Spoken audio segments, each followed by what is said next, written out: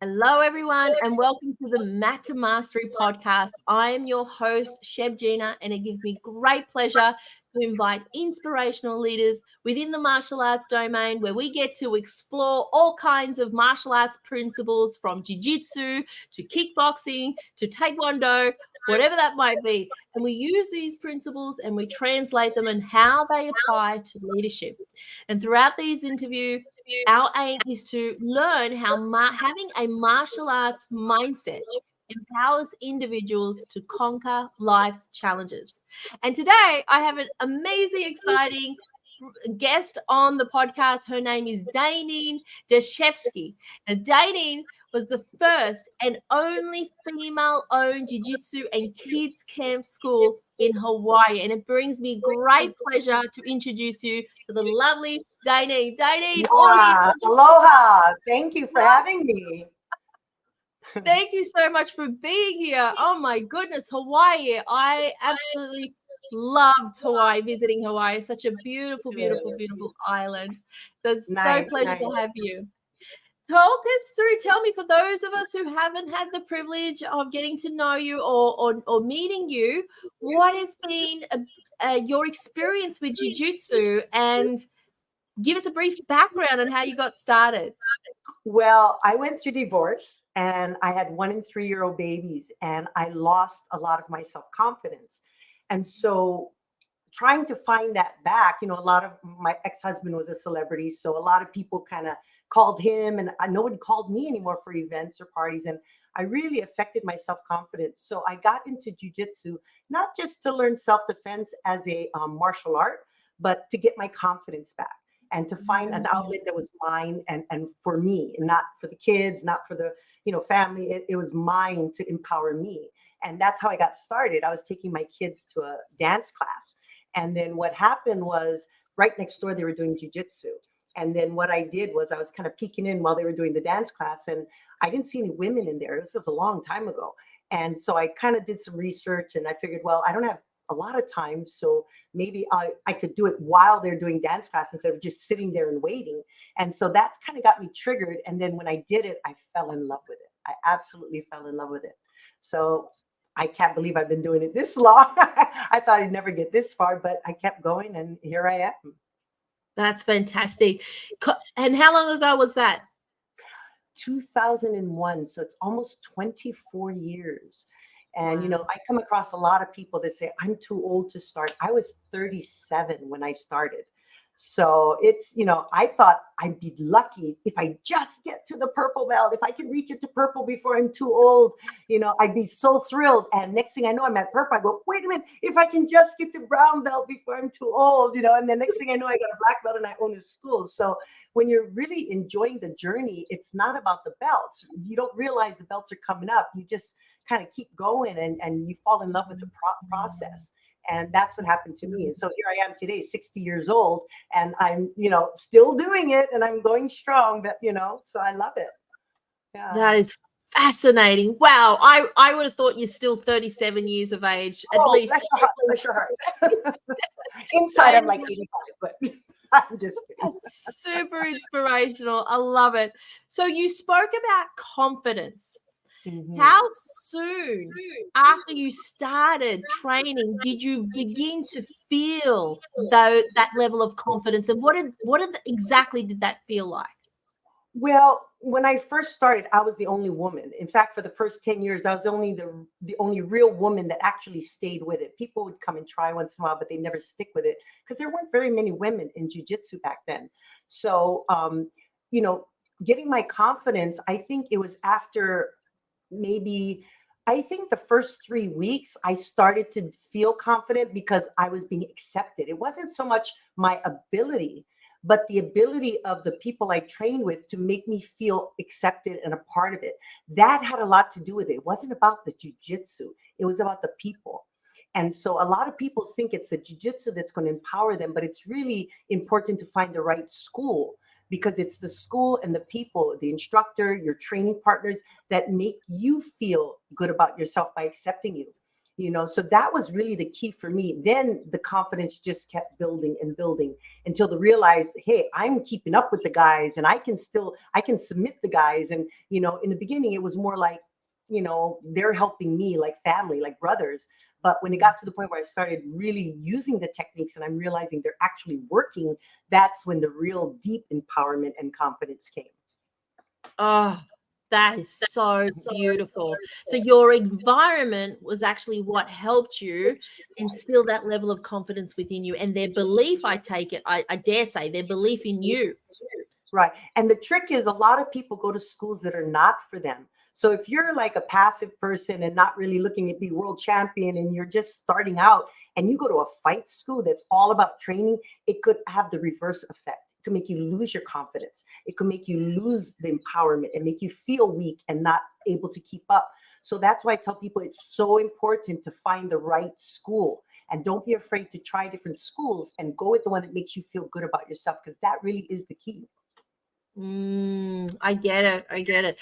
Can you give us an example? Because you train kids as well. So I noticed some of the posts that you recently posted. There was a kids camp that you were running.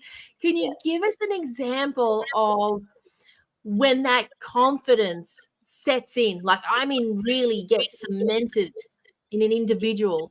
Have you witnessed what that looks like? I've been doing this 24 years and the confidence never peaks. It's constantly growing. Even as a black belt, we never stop learning.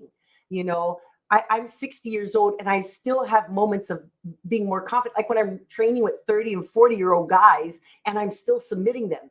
That builds my confidence, makes me realize I'm not that old. I can still do what I'm doing.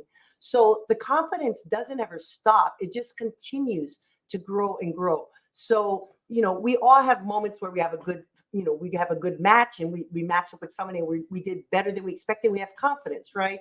And, then there's another situation where, we might lose confidence and then we get our confidence back. So it's a living thing. It's not just something you attain like a goal. Once you get it, it's no longer a goal.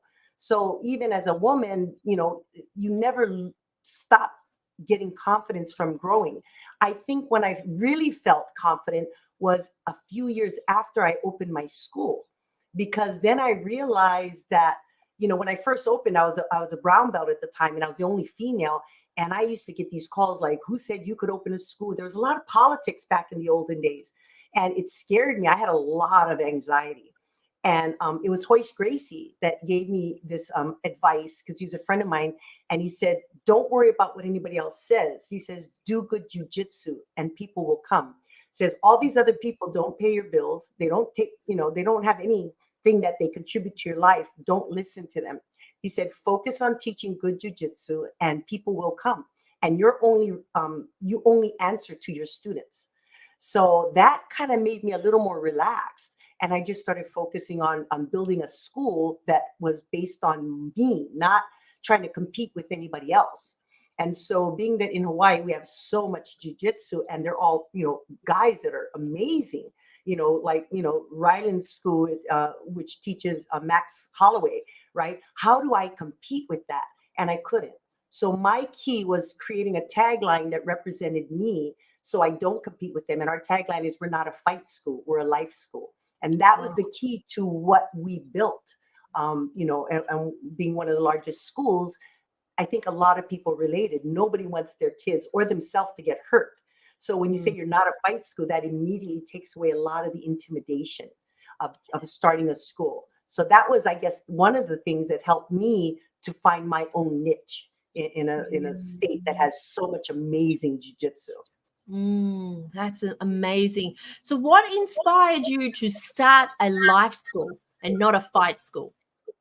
Well, I was an entrepreneur all my life and I'm an inventor. So when I went through my divorce, I started going and taking advantage of doing things with my ideas. And I created a bunch of products, sold them nationally and worldwide. And I used to do seminars for entrepreneurs.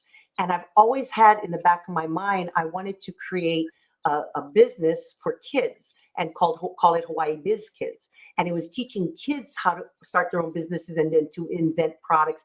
Because I found that working with adults, as much as they were all passionate, about inventing and bringing their products to market and starting a business, they had so many things going on in their lives. They never followed through. Like everybody, they've got kids, they got family, they're limited on their resources or their finances, and they just have all these ideas, but no one ever really went all the way. So I felt like I was frustrated helping all these people and guiding them, but they never took it, very few took it all the way. So I felt if I can start working with kids and start changing their mindset and their thought process while they're kids, there's a better chance that they'll carry that through their life as adults. And, by starting early and triggering that mindset. And so I never had a place to do that. So when I opened up my school, I figured as we started getting more and more children and kids involved, I started my first few months, or my first year, I had over 100 kids already. So I figured now's the time to start something like this because we have the kids to do it and we had the place to do it, So that really had how it all started.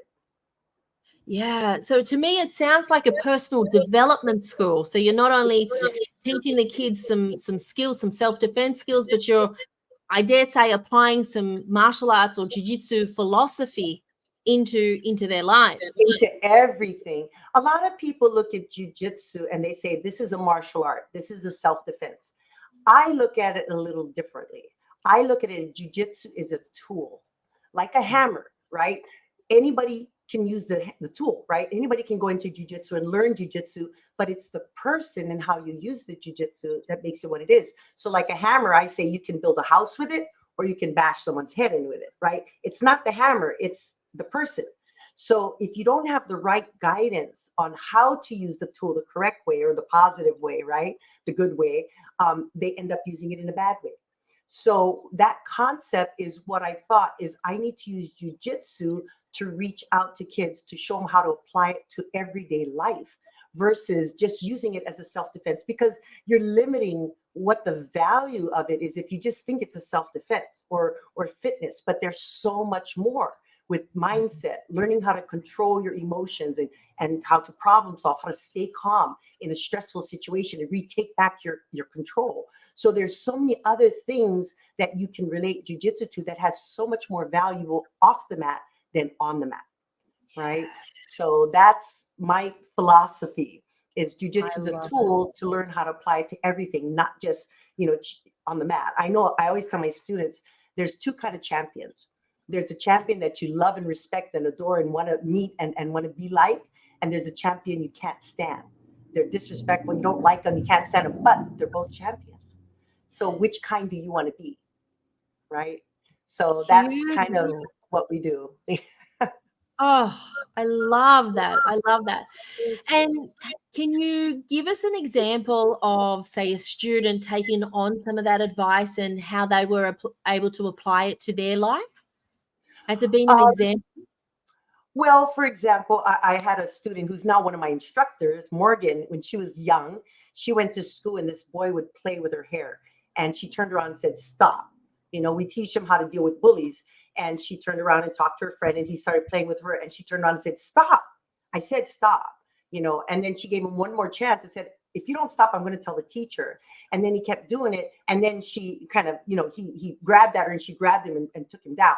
And so she used the thing about you don't have to hit first. You give people an opportunity to stop first. You give them a chance to listen before you have to use it. And another situation similar with another kid, he was at soccer. And one of the kids on the other team was bullying him and on the field and taking him down and being mean to him. And he kept telling him to stop it. And he gave him every opportunity. After the third time, the kid went to go grab him and he took him down right there and left him there and just said, I said, stop it. He didn't continue to fight just because he could. He stopped him and gave him another chance. And then from there on, he never bothered him again. So I always tell people, you don't have to go to DEFCON 5 every time. You work your way up and you give people an opportunity to stop before you get there. And that teaches you control, how to control your jiu-jitsu over your emotions. And that's really important in life, I think. I think you're spot on. I think you're spot on 100%. How to be calm in the midst of chaos. And gosh, when we are sparring, God knows, I know, I go through it all the time, controlling the breathing, controlling the emotions. In fact, I got emotional today on the on the mats, and it's like, damn it. Some days are better than others, and some days, you win Yeah, and lose. some days, There's no such thing as losing. I always say there's learning. absolutely. There's winning, and then there's learning. And we have good days and bad days, so some days you're more patient than others, and you can't just get down on yourself. You just got to realize that's life. Forgive yourself and move on. Do it better next time. We all have that.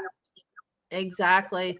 And one of the things that Jiu-Jitsu has taught me, especially in a sparring situation where I've been dominated, is just get over it. Don't hold on to what happened, what you should have done. Just move on.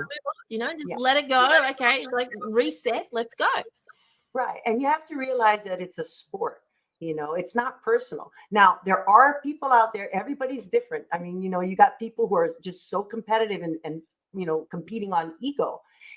There's times when you have to pick and choose who you train with, and like at my age now, I don't just train with anybody anymore, right? I can't afford to get hurt. I got my business. Nobody pays my doctor bills. I've had enough surgeries to know that nobody's going to pay them. So, when you put out that kind of energy where you just want to compete, you're going to draw that kind of energy back at you. But when you're calm and technical and you're thinking, then people kind of match up to that energy. So I always tell my students, it's like when you have two people here, one accelerates, right? And what is the other one going to do? They're going to match up. Then they accelerate because they're competitive. Then they're going to match up. Eventually it gets out of control.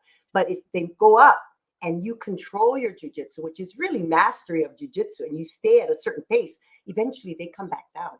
And that really is upper belt level training. It's hard to do that when you're a new belt because you're still learning that, right? But it's all about controlling the pace and controlling the jiu-jitsu by technique and calmness. Because when you're calm, you can think. But when you're panicked and stuff like that, your brain shuts down and you can't think. You can't process. Here's the hand. Here's the leverage. Here's the, all this kind of stuff, timing. You can't process all that information. You're too busy emotionally in it. So it's, the more you practice it, the better you get at it, right? Oh, I couldn't agree more. I'm wondering, has there been a moment, like a light bulb moment during your journey where just something went boom, like clicked, like this major sort of breakthrough or an insight that you've gained through your experience? Has there been a moment like that you can recall? There's always a bunch of those moments, but I would say one that was a big moment in my life is I started my school as a brown belt. And I had to remember that I still don't know everything. I'm still a brown belt. So my biggest anxiety was that what if somebody calls me out on something, right? What if somebody, and then I had to go through the process of, okay, well, I just have to remember that I'm a brown belt and I know more than a white belt. So if I have new students, I'm going to know more than them. They won't know if I'm wrong. So I went through that, and then I started feeling a little better because everybody's looking to me to teach them. Then I would have visitors, and visitors were upper belts, right? And so I started, the more I had visitors and upper belts from other schools visiting us, every time they'd come in, they would be surprised how much I knew, and they were amazed. Or I found that there was never a question I couldn't answer. And at some point, maybe about a year and a half into my black belt, it was the first time I actually believed that I was a legitimate black belt, that I knew what I was doing. Because up until then, as a woman, especially the first 10 years, I always wondered, right? And up until that point, I always wondered, am I really that good, or are they just giving it to me because I'm a woman, right? As women, we wonder, are we legitimately technical and timing and strong like they say, or are they being nice to us because we're women and not really being legit like they are with the guys? So I realized the big moment when it got to the point where I realized I was a black belt is when I didn't care anymore. That I legitimately could say, I am a black belt. You may be stronger than me. You may be able to crush me, but I guarantee you don't know more about jiu-jitsu than me. And that's when I realized it was knowing jiu-jitsu was what my black belt meant, not how I beat up somebody. All that tells you is you can fight, right? But knowing jiu-jitsu, I knew that because I'm so technically driven as a woman, right? We can't compete with strength like men. We have to be technical. And that's when I realized I am a black belt and I deserve the, the honor and the accolades that come with it. And that's when I felt empowered really for the first time, that nobody can come in here and make me feel like I'm not a black belt. I can stand up to that. And I think that was the big aha moment for me, that I really am where I should be, kind of thing. Was it a surprise for you when you were handed your black belt? Were you expecting it when you got your black belt? Yes and no. I knew it was coming, but I didn't realize the way it was coming. My instructor came from Impact Jiu-Jitsu, Michael Chapman, over in Oregon, and he flew in for my adult promotions, and I promoted everybody. And the seminar went on, and we went through the day, and nothing happened. So I thought, okay, I'm recently with him, so I have to wait another year before, they really can get a feel for me and give me my black belt. But then they had me training. They threw everybody in with me. And it was just, everybody who was a purple belt and up had to come in and train with me. And then I was like getting beat up so bad. And next thing I know, I got whacked on the back. And, it's on YouTube, the whole video of it. But I was just like spent, and they like wore me out until I couldn't do it anymore. And then they whacked the black belt on me. And that was really a really exciting end to it. But it came out of nowhere, and I wasn't prepared for it. So I was like, hadn't been training, I've been so busy, and I was coming out of an injury, so I wasn't up to par, and I'm like dying in there. But I kept it going. Everybody was watching, right? So that was how it happened. That's gold. That's gold. Now you touched on imposter syndrome. Mm-hmm. Now that is a big thing I experienced it coming from another club when I moved interstate into the club that I'm now. I've stepped onto the mats, one of the senior belts, only female, and I've gone, oh my gosh, like, do I really belong here? And I'm like the only girl on the mats. Where are the girls? Anyway, I got over it eventually. But what I noticed was, and one of my insights was, and I got this when I got home, almost crying to my husband, thinking, did I do the right thing going back on the mats after having 3 years off? And he said, Sheb, you've spent hundreds of hours on that mat for years. Just because you've had 3 years off, it doesn't mean that you're not deserving of where you're currently at. And it made me think about it, and it made me come to realize I've earned my leadership. Absolutely. And I've got, oh my goodness, I've earned it. And I had to own it. And it took me a while. It took me a while, but I wonder, what sort of advice could you give, whether that might be women or male or boys or girls, if they were to experience something similar to that? What sort of advice could you give them? What could you tell them that could help them, make them feel better, that they are deserving and they are worthy, anybody is worthy of stepping onto that mat? Yeah. I think one of the things I've kind of advised people of, and I've talked to my students about, is there's different kind of people. There's people who put their energy and mindset and focus into the journey because they love it. They're passionate about it. They absolutely love what it does. They love the way it makes them feel about themselves. Then there's the people who put the energy into the belt. And the belt is what makes them get questionable, and because they feel they have to match up or own up to wearing that belt, right? So they put so much energy into wanting people's respect because of that belt. And we all go through it when we're younger belts, up until about purple or brown belt, even black belt. Sometimes you wonder, when you start putting so much focus into the belt, it becomes about, do I deserve this belt, right? Not do I love jiu-jitsu? Do I earn to, deserve to be here? It's, will people see me as a black belt? Will people see me as a blue belt, right? So a lot of people end up quitting at blue belt, because what happens, by the time they get their blue belt, they're so excited, right? They put so much energy into that belt, and they think, okay, now this magic is going to happen. But as soon as they come back to class the next day, the same blue belts are tapping them out, and the same white belts are tapping them out.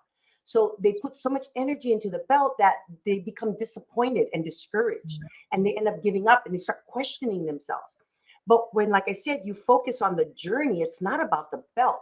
It's about the journey and the process, because when you're in the beginning stages, it's learning the techniques. You're so busy learning them, you don't have time to get enough muscle memory when you're in the beginning stage. So I have a saying in my seminars that when you're a white belt, you don't know what you don't know, right? When you're a blue belt, you know enough to be dangerous, but you don't know enough to be smart, right? Because that's where the most injuries happen, and that's where all the focus is. And then as you get to purple, it starts to make sense. So maybe you're at that point now where things are starting to make sense. It's not about, the winning all the time, and it's about pacing ourselves so we don't get injured. But I always tell my students, the belt is not for you. The belt is for everyone else. So when you walk on a mat, they know how to train with you, right? You walk on with a purple belt, this person knows they can be technical. They can put in a little pressure. You walk in with a white belt, they know they're going to take it easy. So it's to notify everybody how to train with you if they don't know who you are, when you're traveling, when you're visiting other schools, right? When new people come in, and that belt represents how to train with you. I tell them it's not for you, it's for everybody else. That's how I tell my students. So I said, don't put so much energy into the belt for you, because then that becomes your focus. And when you get to a point where you maybe take some time off and you come back. And that's why most blue belts never come back to jiu-jitsu if they've been off for a few years, because they don't feel they can live up to the belt, right? So like I have students that come in and they haven't trained for years, and they say, oh, do I have to start again as a white belt? I said, no, you've earned your belt. I said, it may be a while before you get promoted, but you'll get promoted when you catch up to where you need to be after a while, because it comes back fast, right? So I just say, let's catch you up to the belt you're at, but I never take a belt away because it's already earned, right? So it's a different way of looking at things. I love that. That is a great way of looking at it. Thanks for that perception. I love it. Now, mastery. What does that mean to you? I'm sorry. Have you reached mastery? Mastery. Mastery. I love your mastery. To me, mastery is like a goal. Once you've reached it, it doesn't exist. You have to make another goal. So to say you've reached mastery, I don't think there really is such a thing. I can say we strive for mastery, because I don't care how long you've been doing jiu-jitsu, you never stop learning. And the reason is the beauty of jiu-jitsu, unlike other martial arts, right? People are constantly reinventing or inventing new techniques. So I've invented a lot of techniques that are, it's not to say I own it or I invented it, but I came up with that on my own without someone teaching me. But that doesn't mean I invented it and I own rights to it. Other people might have come up with the same thing, but I just never met them. They're somewhere else in the world, right? So when we talk about mastery, it's constantly, the jiu-jitsu is constantly evolving. So when someone invents something, someone's going to invent something to counter it. And then someone's going to invent something to counter that. So that's the beauty of jiu-jitsu. It's constantly evolving, and no one knows everything. There's no school in the world that you can go to where you will learn everything there is about jiu-jitsu. Every school has a specialty. They have a system, a process of how they like to teach, the moves that they like to teach, but no one teaches everything, and no one teaches it the same. So to master something pretty much means you know everything. And I don't think anybody really will, because it's constantly growing. It's constantly, like being in the medical field, it's constantly evolving. Right. They have to constantly go back to school. I don't care how professional or how you're the best in this field, you still have a lot to learn. And I think jiu-jitsu is the same way. Yes. I love it. Takes me back to an experience. We're talking about conditioned behaviors now, because with jiu-jitsu, we're constantly drilling, we're constantly practicing. And there was a time when I took my daughter, who was 8 years old at the time, roller skating. And I said to her, Jada, this is going to be awesome. We're going to hold hands. We're going to go down this gentle, slippery little slope. It'd be fun. It's going to be awesome. We're going to create lots of fun. And she was against the idea at the start, and she thought I was crazy and it was a dumb idea and all this stuff. Anyway, my daughter's 16 now, by the way, and she still thinks it's a dumb idea. But anyway, I held hands. I said, we're going. And then the next thing you know it, my skates decided to pick up speed. And then her skates, she started to drag behind me. And I had to lower herself down to safety. And at that point, I had no idea how to stop. I was unstoppable. And at that point, I had to make some decisions. And I said, okay, well, look around the environment. What can I do? And then I noticed there was a silver handle on the end of a rubbish bin. So I grab a hold of that and I spun around 360. I sprawled onto the ground. I break fall. I got up into combat stance. And at that point, I was like, these are on my skates. Whilst on my skates. And I said, oh my gosh, I wasn't even thinking. My body just somehow reacted towards the danger that I was experiencing. So I put that to jiu-jitsu. You know, jiu-jitsu literally saved sustaining a serious injury. I could have seriously crashed into it, broken a wrist, an ankle. I walked away with a scratch on my thumb. Right. I wonder, has there been a time in your life where, you know, jiu-jitsu has potentially saved you from perhaps an injury or making a bad business decision, anything like that you can think of?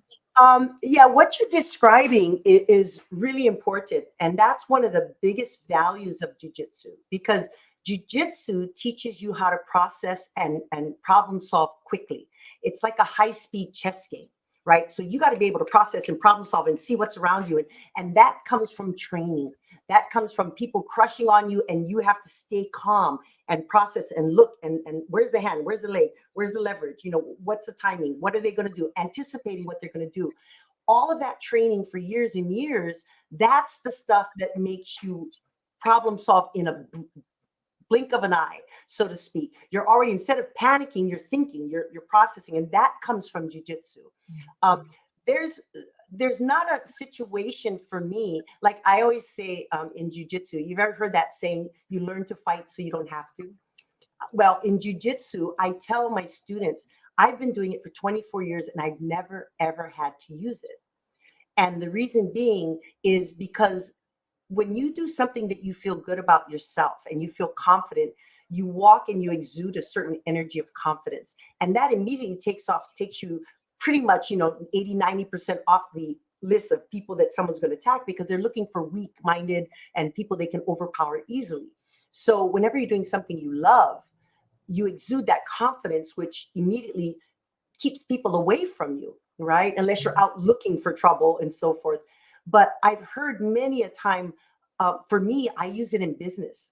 I use it with my kids. I always tell my students, like when you're at home and the kids are going crazy and you're like, Calgon, take me away, right? You kind of remember jiu-jitsu and you take a deep breath and you, I'm taking back my control. You over there, you in your room, you homework right now, go. It's like this taking back your power.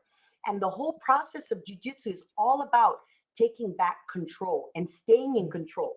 And I'm not saying being controlling, but you should always be in control, even when you're in self-defense. When you're in defense, you're controlling your defense. So it's a mindset. Most of jiu-jitsu is a mindset. And it's learning how to use that tool in any other tool in life, using the mindset of taking control of it and not letting it overwhelm you, not letting it freak you out, not letting you go into panic mode. It's all about taking control of this so you can control and handle all that comes your way. So in different ways, it's in many ways with my anxiety through COVID and, all of that stuff, you remember your jiu-jitsu training and you apply it mentally as well as physically. And that's really a lot of value there. Oh, beautiful. Well said. Absolutely couldn't agree more. Now, what's been the greatest advice that you've been given? The greatest advice I've been given in jiu-jitsu, gosh, there's so much. Or the greatest advice that you've given to your students. It can go either way. It's the way you train today will determine how far in the future you're going to train tomorrow. So I'm really into training technically. So my students, my focus is I'm not looking to build a world champion. If you want to be world champion, don't come to my school. It's not about being world champion, because that teaches you to be a black belt on the mat, but it doesn't teach you to be a black belt off the mat. So I tell people the way you train today, mindfully, smart, right, is to train without hurting people, without, train technically, so to speak. My whole focus is the more you train without power and strength, the more you develop your technique. The more you depend on power and strength, you become to depend on that. When you get someone your size and someone who's just as strong as you and they're more technical, you're in trouble because you never really relied on your technique. You've only relied on your strength and your power. So it's easy to overpower people smaller than you and weaker than you. But you get someone who's your size, your strength and experience, or has more experience, because technically they're going to dominate you and you're not going to be as skilled as you think you might be. It's a false sense of security, right? So that's the challenge of relying so much on strength, especially for big guys, because they're naturally big and strong. So I've had, like, my biggest student is 6'8", and so forth. And I've had others. I have one right now that's 6'7". I've had students that are 6'5". So the reason they came to me is I would tell them, here's the challenge. You're a big, strong guy. You go into another school that's a competitive school. The first thing they're going to see when you walk through the door is a target. They have this view that they have to go hard with you in order to survive you because you're big and strong. They don't look at you as a new student. They look at you as a threat. So what happens is you spend so much time using strength and power to defend yourself. Your learning curve for technique is going to be very slow. But I said, you come into my school, I'm a woman. I know you're huge and you can crush me if you want to, right? You can just hit me over the head or something. I said, but that's not why you're here. You're here to learn jiu-jitsu. So if you want to learn jiu-jitsu and you're not threatened by me, what's going to happen is you don't want to hurt me. So you're going to hold your strength and your power back, being a woman or someone smaller than you. And what have you left? Technique.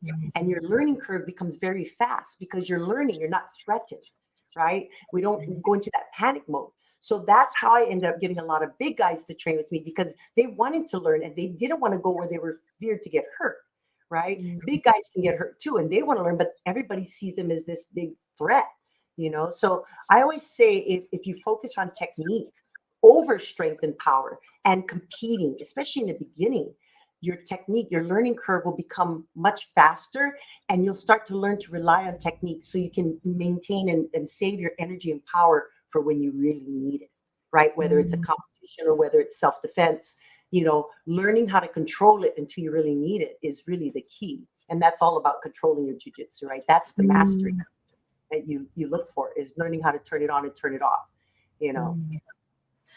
I love it. Do you recommend anything outside of the mats that can complement the jits training?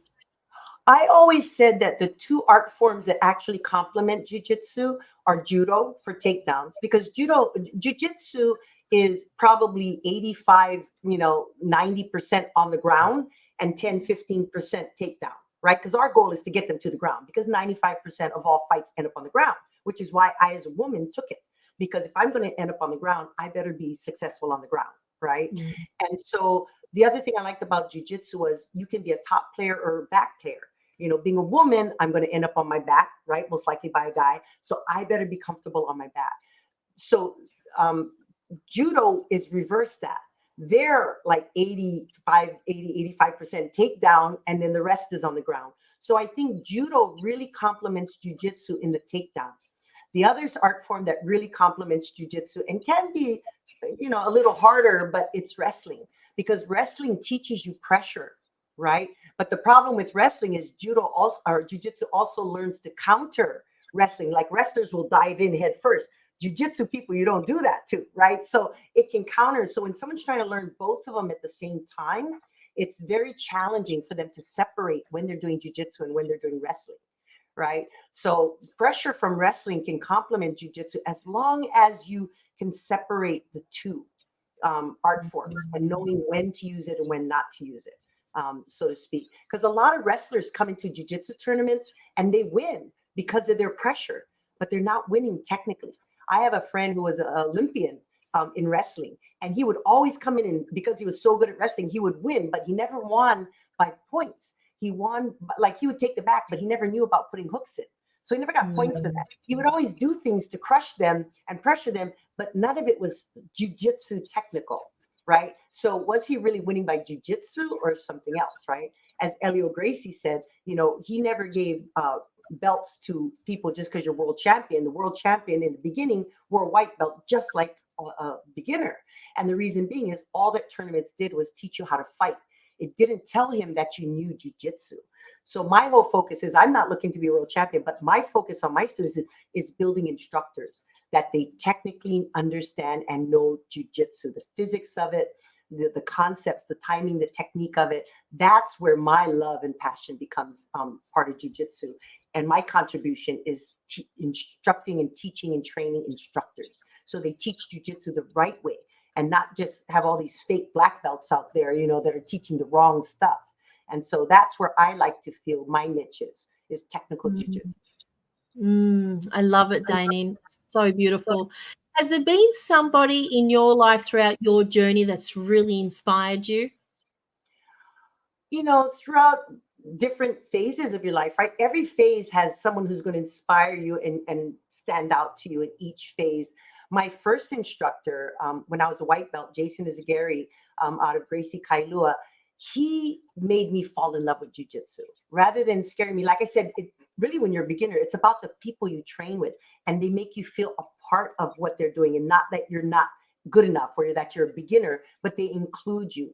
So I think that's really key when you're a beginner to feel a part of it and not like you're the new guy on the block. And so he was the key to make me fall in love with jiu-jitsu.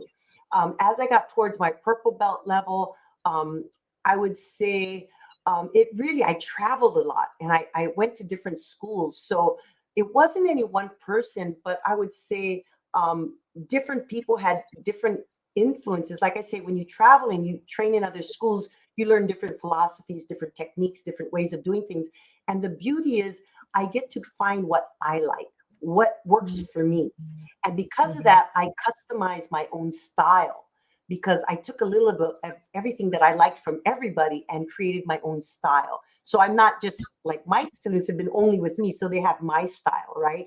But because I've traveled so much, I've developed styles from all over the world that incorporated me to become who I am as a black belt, right? And I can embrace my own individuality as a black belt, right? Rather than saying, I'm his black belt or I'm her black belt, right? I'm me, right? When I opened up my own school, my hero became my professor, Michael Chapman. And it's because he helped me with jiu-jitsu from the mindset of really understanding what you're doing for your students, but he also made me really embrace it as a business. So he not only helped me with the jiu-jitsu when I had questions about certain things, right? Problems with different students or staff members, he was always there to help make things make sense in a very eloquent and non-threatening way where I didn't feel like I should have known this. He's Right. always so supportive. So it made me feel like I need to be like that for my students and my staff. So he's my hero of mine. And I think mostly it's just training people I've trained with that have become partners for me, that help me expand my jiu-jitsu. And I think we all have people we train with, but there's only a few that really help you to really improve your own personal journey. And so I have people like right now in my life, I have a couple of people, one of my students, Mason, and another black belt or brown belt from another school, Dylan, where I get to train with them and really explore my jiu-jitsu because I'm not being shut down. I'm not being overpowered. I can move, and they're equally competitive. They're at my level where I can actually move and try new things without getting shut down, but yet they're not giving me anything. So finding that one person you can just roll with like for an hour, hour and a half without stopping, because it's just so complementary. You just match up so well as partners. That's hard to find. So when you find that, it's really key. So I've had a couple of people like that throughout my life that have helped me achieve that kind of flow where my jiu-jitsu got to continue to grow. Even though I'm busy growing my school, me as a black belt, I can still develop. And that's really important because as a teacher, we barely get to do anything for us anymore. Our journey kind of slows down because we're so busy helping everybody else with their journey, right? And we still learn through teaching, but our own personal jiu-jitsu competitive jiu-jitsu is something that's hard to come by because I'm so busy helping everybody else, so that those people are important, I think. Many years ago, before I started jiu-jitsu in 2012, I started in karate. And one of the senseis that came to do a seminar from Japan, he was demonstrating a technique, and everybody's trying to mimic him, exactly what he was doing. And he said, don't try to copy it to the point where I'm exactly like me. He goes, you need to find your way, your essence in that technique. You need to find your way of doing that. And that's an art on its own. Yes. Trying to mold the technique in a way that's going to suit your body type, what you can leverage from. That is just an art on its own. It's crazy how deep you can go with this. Most people, when they learn a move, let's say an armbar, if I asked you, do you know an armbar, right? Do you know how to do an armbar? Okay. So you say yes. When was the last time you really dissected what an armbar is and how it works from all the different positions and from everywhere, right? Once people know something, they stop thinking about it, right? And most people are like, okay, I learned that. What's the next thing? Okay, I learned that. What's the next thing? And everything they know is surface. They can do it to roll. But if you ask them to teach it and people ask questions, they pause. They're not quite sure. They have to think about it, right? Because they never really understood the depth of it. It's like saying somebody knows you and you're a purple belt and they see you and they like you, but do they really know you, right? Same thing with jiu-jitsu. And that's where my love of physics comes in. I can spend one entire day or seminar just talking about armbar from the guard, right? Because there's so many aspects. Because I tell people, when you're a student, your job is to find out how they work for you. So if I'm learning an armbar from the guard, I'm going to make it work for me, my body type, not just my body type, my mindset, my physical abilities, whether I have injuries or not, right? Everybody is going to learn it for them. So they know one way to do it, that's their way. But when you become a teacher, you have to make it work for this person, for that person, for this child, for that overweight person, for this elderly person, for this, for that. And your understanding of an armbar just starts to get so expansive that it starts to become fascinating. And then you're like, oh, wow. Oh, I didn't realize. Oh, I got this. So I came up with this concept that no matter what position you're in, or if you understand the physics of an armbar, you can do it from any position. All you have to learn is from that position how to get there, right? So if you think of armbar like Brazil, right? You're going to Brazil from Japan. I'm going from Hawaii. This person's going from New Zealand. This person's going from Canada. Once we get to Brazil, Brazil is Brazil is Brazil. An armbar is an armbar. But how we get there is what's different. So when you start understanding the raw focus of what a technique is and the depth of it, you see it everywhere. You know how to get there because you know what you're looking for, right? And that's where my fascination with jiu-jitsu comes in, is really understanding the physics. So I tell my students when we train, I've been doing this a lot this week, where we will work we're working side control this month for the adults.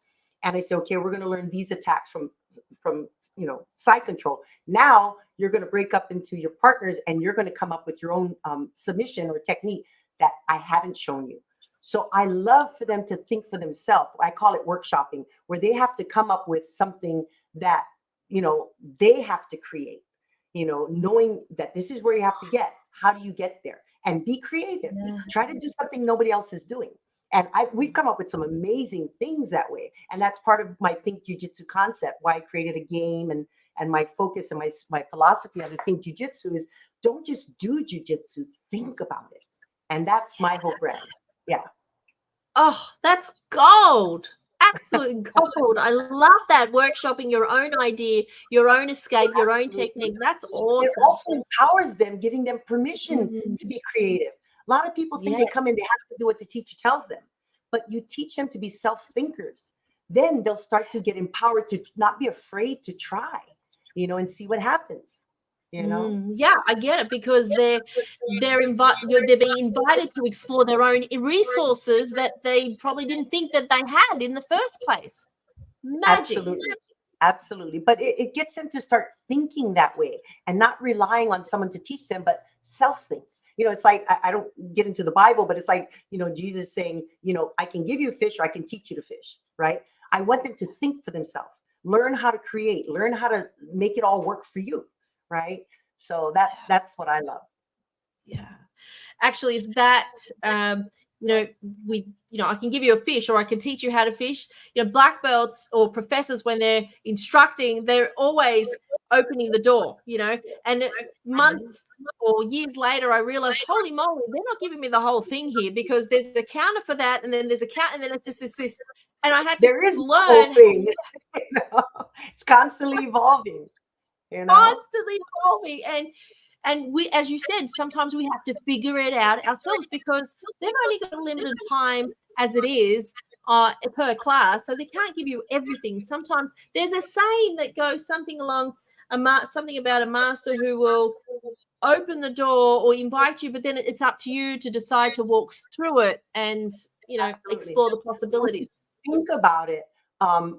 It's so important that think about all the other martial arts, karate, they all have their system, and you have to learn their system.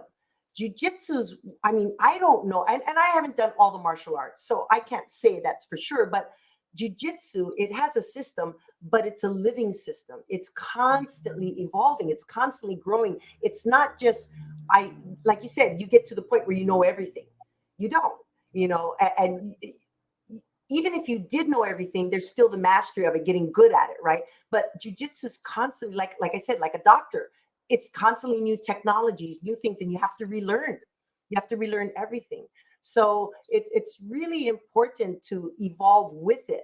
And you can't do that if you're just set in a certain way of thinking. You have to be able, like anything, like any business that survives, you have to grow with it. You don't just stay stagnant and stay the same forever, right? And I think love it. Jiu-Jitsu has grown faster than most anything. And I was going to say, I was at Worlds one time sitting down with Zanji Ribeiro, and we were watching Worlds, and we had these two 60-something-year-old guys, gray-haired guys, going at it on the mat, blue belts, right? And he said to me, and I never forgot this. This was one of the neatest things he said. He said, what other sport or martial art can you think of where you can start to learn at age 50 and still compete on a national level? Jiu-Jitsu is one of the few sports, if any, I don't know of any other one, you can start at age 50 and still compete nationally.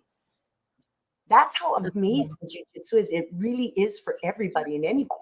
But as long as you make it work for you and not try to compete and do it based on what others' expectations are for you, right? That's when people get injured, people pushing you beyond what you can do and you getting caught up in the hype of it. That's how you get injured. That's how you end up not being able to fight anymore or train anymore.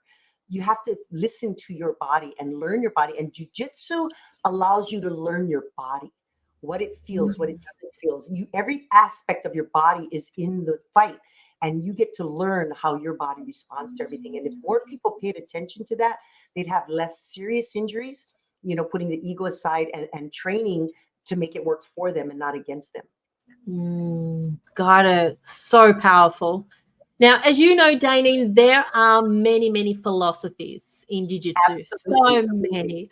What is, say, your top 3 philosophy that you, and it's probably a hard one to pick, but what would your main philosophy be that you live by, that you practice on an ongoing basis? What would that look like?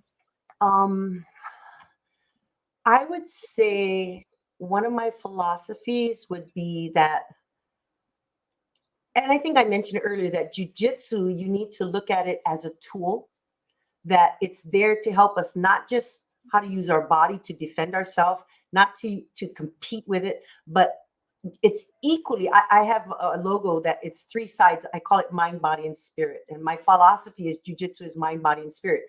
With learning in class, we learn with our mind and what we see and what we hear.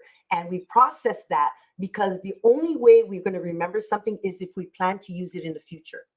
So learning intellectually is for the sole purpose of repeating it in the future. We train with our body, which is a different technology, a different intelligence, muscle memory. When the body has enough muscle memory, the body can start making decisions for you. So when you're new, it's like you're overwhelmed because your body and your mind is all trying to remember everything and figure it out. But as you get more muscle memory, the goal is that the mind is 10 steps ahead while the body is fighting the fight here and now. So it's the strategy of being ahead and then following the path. And if something happens, the body can respond, and then the mind can start regaining another path. So it's learning to separate the two so they work independently. So I say mind, body, we train with the body. And then I say we fight with the soul or the spirit. And that's where the willpower lives. That's where when you got nothing left, you see what you're made of.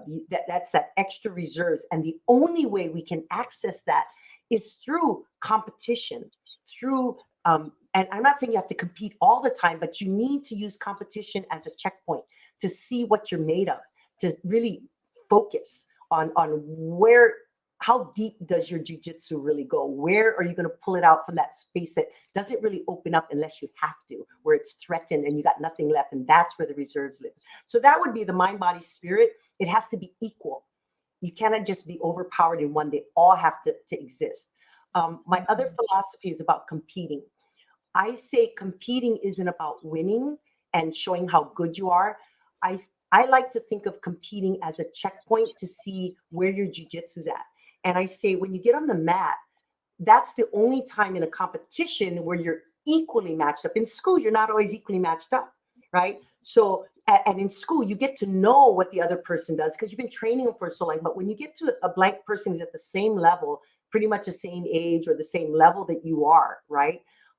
That's the only time you really get to see what you're made of from scratch. And so I say, your opponent is not your enemy. A lot of people psych them up self, like, I got to get this guy here. And they create this monster in their head in order to survive so they can overcome the fear and all of that. My philosophy is a competition is for you to see where your jiu-jitsu is. And your job is the person you're with is your partner. And your job is to push them to their limits so that they can see what they're made of. And their job is to push you to your limits so you can see what you're made of. And if they don't do that, they're depriving you from seeing what you're truly made of. And then when you leave there, win or lose, you know where you're at. And now you know what to work on. And that way you can accept loss because it's not all about winning, right? It's easier to know how to use the information you learn there. So that's a thing I feel about competition. You don't need to go to every single competition and win medals to show everybody who you are. It's your journey. It's your thing to do in competition, you know. So, you know, that's one of the things I live. So we have our own in-house competitions as well, because a lot of people are afraid to compete. It gives them a taste of what competition is like, and it empowers them so that they will try some of the bigger competitions later on, but going in with the right philosophy. So those are a couple of things that I really like and, you know, like to do. And I really am an advocate for lifestyle, jiu-jitsu being a lifestyle rather than, you know, a way to compete or, you know, show people what you can do. It's more of a lifestyle, like going to the gym. You know, you're constantly working out, you're constantly competing or competing with your own self, you know, and what you can do and pushing yourself in a safe environment, right? So right. And I guess it comes back to what you mentioned before. It's all about the mindset, you know, training them. It's a limitless mindset, having an abundant mindset, having open mindset. It's super powerful. Now, can you recall a time where you have faced a challenge, whether that might be in your personal or your professional life, and how perhaps some of the jiu-jitsu philosophies were able to help you overcome those challenges?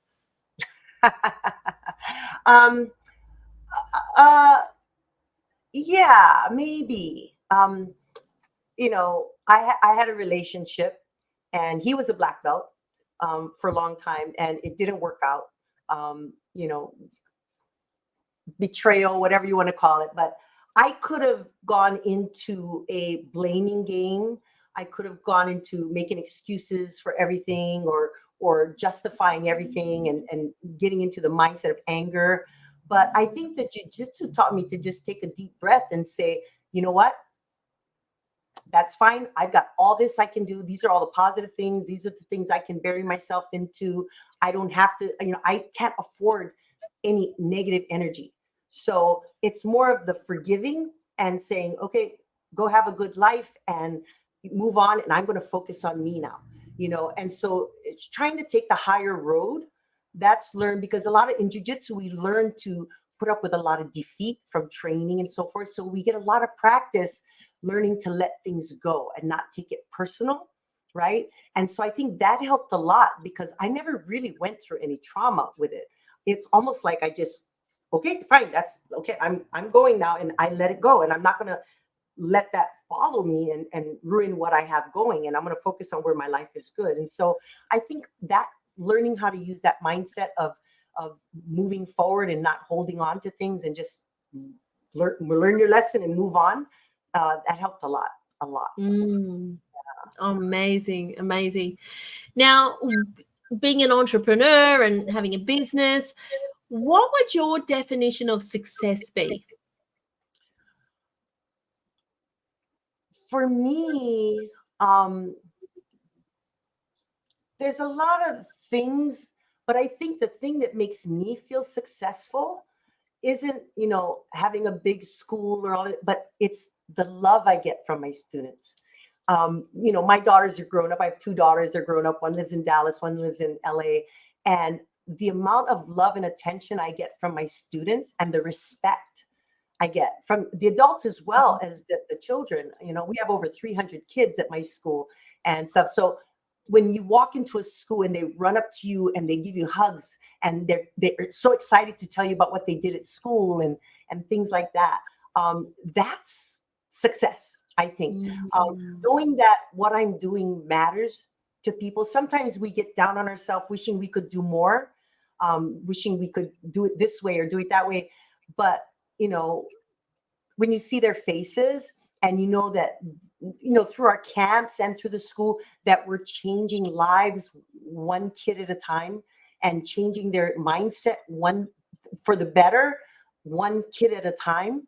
And you see the results of that from the time they start to years later, and they're still with you and the kind of kids they're growing up to be. It's like having your own kids and you're proud of them, just the way you are with your own kids. And so to me, knowing that what I do isn't a business, but I'm doing it because I love it and it shows and it gets you through the tough times. I think that's success. It isn't about the money. It isn't about the accolades. It's about those faces when you go to school and they're just so happy to see you, even after all these years, and they're still so happy to see you. It says something.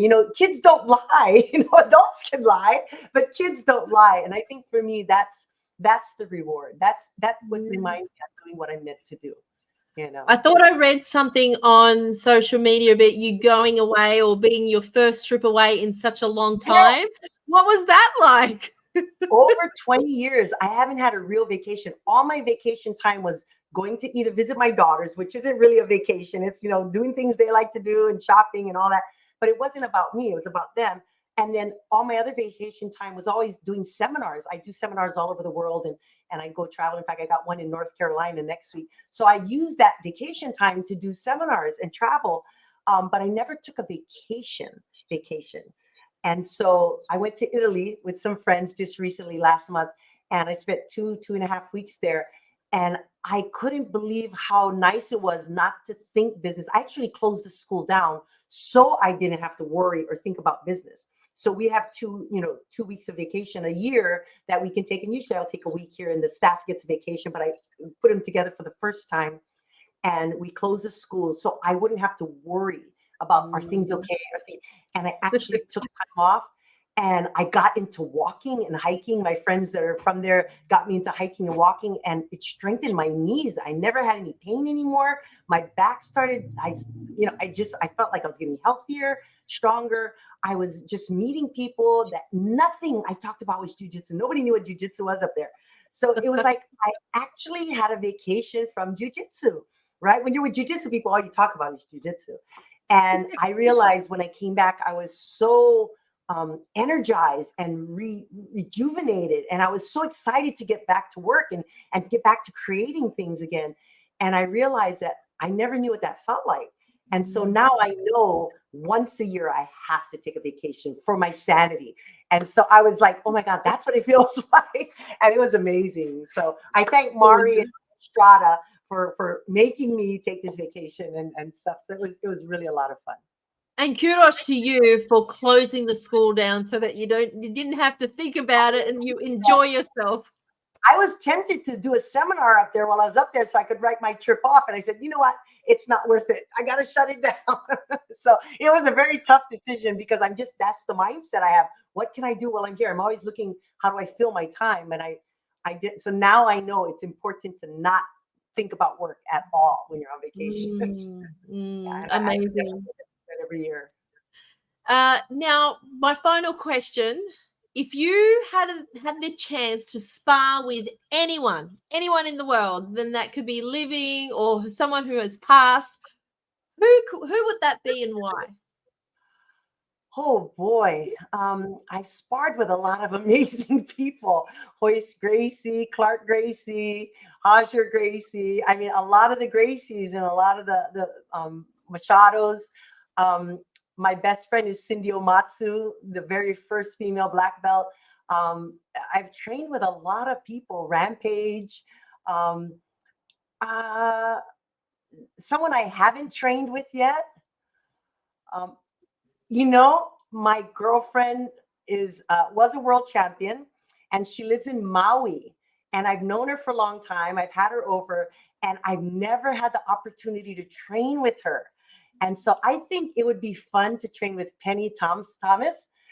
Penny Thomas she's become a friend, kind of a distant friend, but she has a school on Maui. And when I knew her, when she came to visit our school, she was pregnant or she just had a kid. She came to one of my events and I've always had an admiration for her and what she's accomplished as a black belt, as a woman, So I would say it would be fun. And I'm sure I could do it one of these days now that she's back training again. And I have her coming into one of my events, hopefully this coming year. I'll have to sit down and train with her just to see what it's like training with another woman at that level. I think that'd be kind of cool. Oh, yeah. Oh, amazing. Gracie a little bit. He choked me out. So that was kind of fun. Who was that, Daynin? Elio Gracie, before he passed away. So we had a Gracie cruise and trained with Henner and Hedon and all of them. We were up on the Gracie cruise. So I've been really, really blessed to really have met and worked with a lot of amazing legends and people. So like I said, it's always an honor when you can learn just one thing from everybody, right? And then incorporate everything into your own style. That's amazing. That's amazing. Any other last minute words of wisdom that you wish to share, Daynin? I would say if you're interested in jiu-jitsu, because everybody is these days, go into it for the right reasons and find the right school. My school is not for everybody. And I'm not for everybody. So finding the right school for you is going to be the key to your success in jiu-jitsu. And again, focus on the journey and what comes with the journey, and the belts will come. Don't focus on the belts, because most people who drop out of jiu-jitsu were focused on the belt because they weren't getting it. They weren't getting the magic they expected to happen when they got their belt. They wanted people to respect them. But if they don't respect you as a white belt, they're not going to respect you as a blue belt. If they don't respect you as a person, they're not going to respect you just because you have a black belt on, right? It has some magic to it. I remember going to Bangkok and being the first brown belt they've ever seen. So they're like, whoa, but that's momentary. Respect is earned by who you are, not by the belt you wear.